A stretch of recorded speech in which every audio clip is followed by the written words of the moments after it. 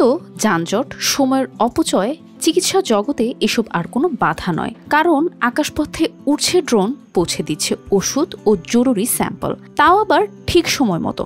চিকিৎসা খাতে এই যেন আরেক বিপ্লব। রাশিয়ার নিচনি নভগোরদ অঞ্চলে শুরু হয়েছে ড্রোন পদ্ধতির এই অনন্য ডেলিভারি, যেখানে ড্রোনের সাহায্যে মেডিকেল আইটেম এক স্থান থেকে অন্য স্থানে অনায়াসে পৌঁছানো হচ্ছে। গত 21শে ফেব্রুয়ারি ধারণ করা এক ভিডিওতে দেখা যায় কুরিয়ার 30 মডেলের এই ড্রোনটি হাসপাতালে নেওয়া রক্তের নমুনার টেস্ট টিউব উড়িয়ে নিয়ে যাচ্ছে এইডস প্রতিরোধ ও নিয়ন্ত্রণ কেন্দ্রের ল্যাবে।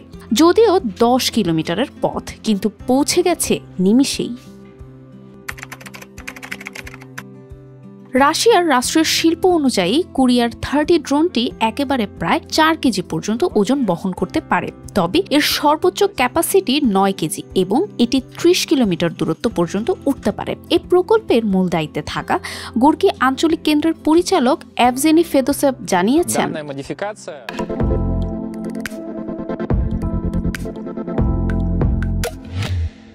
এটি রাশিয়ার প্রথম বিশেষায়িত এয়ারিয়াল লজিস্টিক্স ড্রোনগুলোর মধ্যে অন্যতম, যা স্বাধীন বিমান সংস্থাগুলোর পরীক্ষায় উত্তীর্ণ হয়েছে।